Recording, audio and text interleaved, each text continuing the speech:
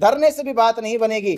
तो तीसरा चरण होता है, पूरे देश से आह्वान किया जाए कि वो अपने घरों से निकले और अब सरकार को ये दिखा दे कि हम करोड़ों लोग हैं। एक माला का एक मोती अगर टूट के बिखर जाए तो उसे माला टूटी हुई नहीं कहते।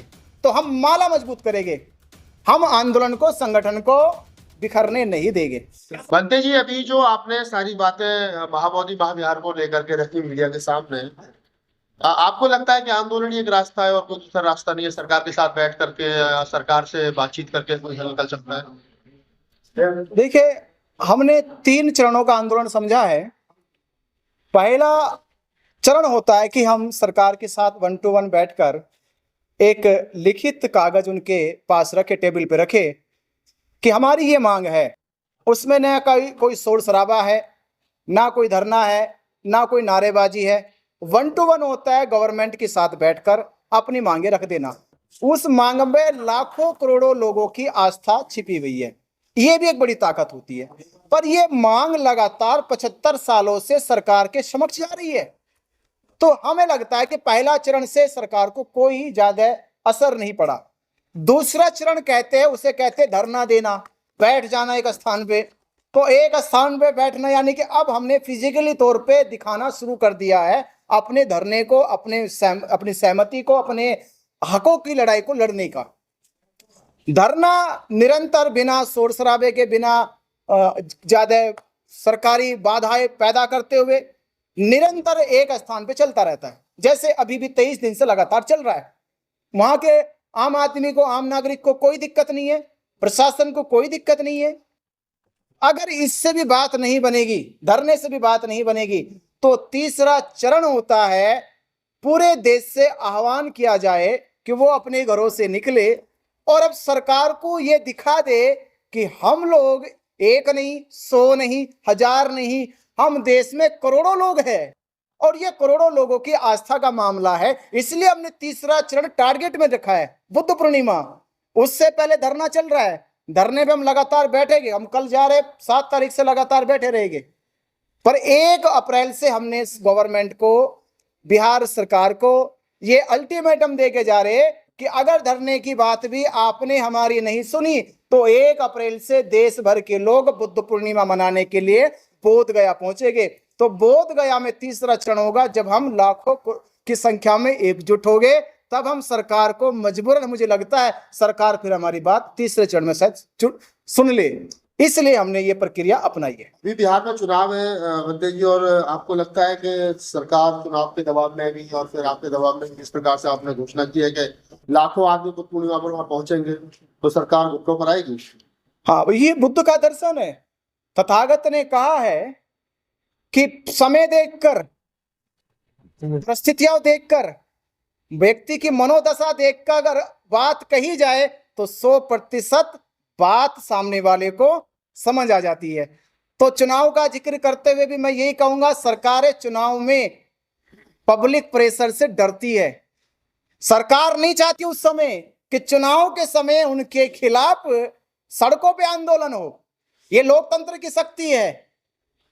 आपने दिल्ली में बौद्धों ने ये मांग उठाई कि केजरीवाल ने घोषणा पत्र में ग्रंथियों को, मौलवियों को, हिंदू पुजारियों को 18-18 हजार रुपए मासिक देने की घोषणा करी, पर बौद्ध भिक्षुओं को नहीं करी। जबकि दिल्ली में 250 से ज्यादा, मुझे सुनने में आता 250 से ज्यादा बुद्ध विहार दिल्ली में है। तो इसका मतलब ये भी होगा तो 1000 भिक्षु भी हो गए दिल्ली में। तो उन भिक्षुओं को उन सभी धार्मिक गुरुओं से या उनके आचार्यों से अलग कर दिया गया। उसका परिणाम आया कि केजरीवाल की सरकार चली गई। कुछ भी हुआ, आपने जैसा भी प्रयास किया अपनी सोशल मीडिया से, बौद्ध भिक्षुओं ने, दिल्ली प्रदेश के बौद्ध समाज के लोगों ने जो भी आवाज उठाई, भले वो कैसे भी हारा हो, पर आपकी लड़ाई मजबूत हो गई, सफल हो गई, वो हार गया। तो कहीं ये असर बिहार में ना हो जाए, तो मुख्यमंत्री नीतीश कुमार या वहां की गठबंधन की सरकार को ये सीख लेना चाहिए कि केजरीवाल चला गया है, कहीं आप लोग भी चले ना जाए। आपसे पहले भी आंदोलन सुरेश ससाई, भिक्षु आनंद और तमाम बड़े जो वरिष्ठ भिक्षु हैं वो चला चुके हैं। तो कहाँ कमी रह गई पहले, जहाँ से आप दोबारा शुरुआत करने जा रहे हैं? देखिए, शुरुआत तो नहीं कर रहे, इसको तो पकड़ रहे हम। शुरुआत हो चुकी थी और एक बार में कोई भी चीज पूर्णता नहीं होती है। संविधान लागू हुआ 26 जनवरी 1950 में, पर अभी तक लगातार अमेंडमेंट किए जा रहे।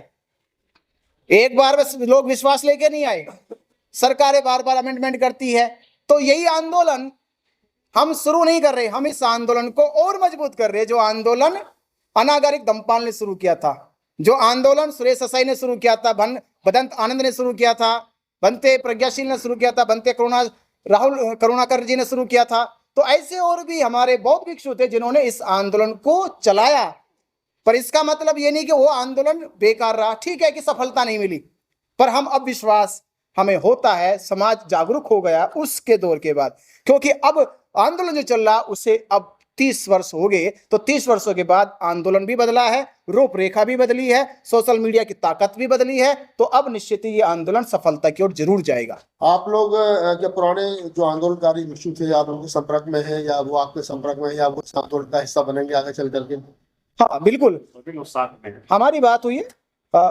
बंते जी उसी संगठन से है, बैठे हैं, गुरुजी बैठे हैं, उसी संगठन के, उसी आंदोलन के हिस्सा है, और फोन पे भी वार्तालाप हुई है। वो पूरा समर्थन दे रहे। बस उनकी यही शर्त थी कि ये सेंट्रलाइज बॉडी हो जाए, और कुछ नहीं। वो कहते महाबोधि महाविहार मुक्त होना चाहिए। महाराष्ट्र के भदंत राहुल बोधी ने कह दिया, वीडियो डाल दिया। उनसे तो लोगों की उम्मीद भी नहीं थी। महाराष्ट्र के लोगों ने कहा मुझसे कि बनते राहुल बोधी कुछ नहीं कहेंगे, पर हमने टेलीफोन पे बात की। टेलीफोन पे बात को उन्होंने सुनी, सुनने के बाद कहा कि आप लोग प्रयास करो और इस आंदोलन को एक नेतृत्व की ओर लेके चलो, हमारा पूर्ण समर्थन है। पहले जैसे बौद्ध मुक्ति आंदोलन समिति थी जिसको लीड कर रहे थे भदंत आनंद, इस बार आप कोई नया संगठन बनाएंगे या कुछ और किस तरह के तरह से करेंगे? देखिए, बैनर कुछ नहीं होगा। महाबोधि महाविहार मुक्ति आंदोलन, बस ये बैनर है। महाबोधि महाविहार मुक्ति आंदोलन ये बैनर है, क्योंकि उद्देश्य मुक्ति का है। किसका? महाविहार की। तो महाविहार महाबोधि मुक्ति आंदोलन ही इसका बैनर होगा। भरते जी, जो नेपाल है, चीन, जापान, वियतनाम, जो बुद्धिस्ट कंट्री है, क्या वो आपके समर्थन में आ रही है वहां पर? हाँ बिल्कुल, वीडियो डाल ले।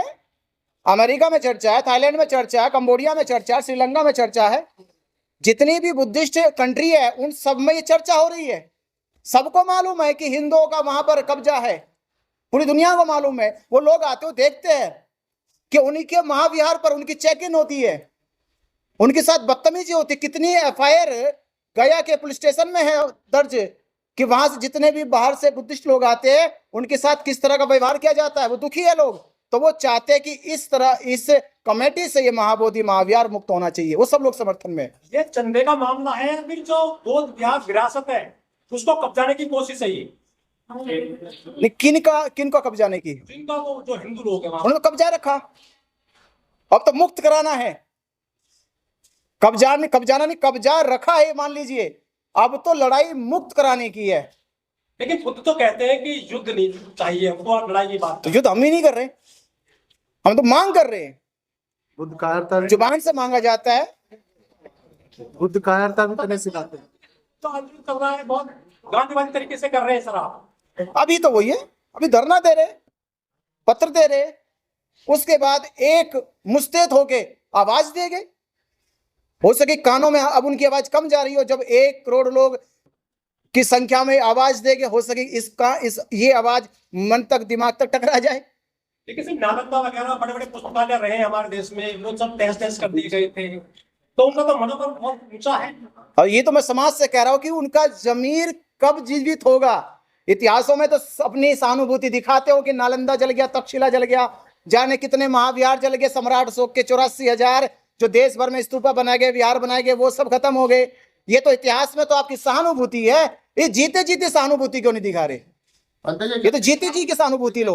सवाल लेते हैं, अक्सर इस प्रकार के आंदोलनों का राजनीतिकरण हो जाता है। क्या गारंटी है कि आप लोग आगे चल करके आपके बीच में कुछ ऐसे लोग नहीं आएंगे जो राजनीतिक अभिलाषा के लोग होंगे?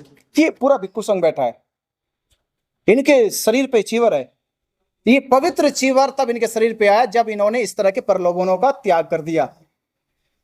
जब प्रलोभन त्याग दिया, गृहस्थी स्वार्थ त्याग दिया, तो अब आप इनसे ऐसी नहीं, आपके बीच में आकाश लांबा जैसे लोग हैं जो भिक्षु नहीं है लेकिन आपके आंदोलन का हिस्सा तो है ही। हाँ, वो आंदोलन का हिस्सा है। ऐसे लोग कल को हाइट पकड़ गए और राजनीति में कहीं चले गए और आप ही के आंदोलन में कहीं कुछ और, मैं एक ही आदमी की बात नहीं कर रहा हूँ, तो इसकी क्या कारण है? देखिए, मैं ये कहूंगा, एक माला का एक मोती अगर टूट के बिखर जाए तो उसे माला टूटी हुई नहीं कहते। हम माला मजबूत कर देंगे। अगर एक दाना माला का निकल भी जाए तो निकल जाए, टूट जाए तो टूट जाए। ऐसी अगर आपकी कल्पना, हमारी कल्पना, भविष्य में कभी ऐसा हो तो हम माला मजबूत करेंगे। हम आंदोलन को, संगठन को बिखरने नहीं देंगे। क्या सर, आप कोर्ट भी जा सकते हैं इस मामले को लेकर? अभी हमारा कोर्ट का कोई विचार नहीं है, कोई विचार कोर्ट का नहीं है अभी।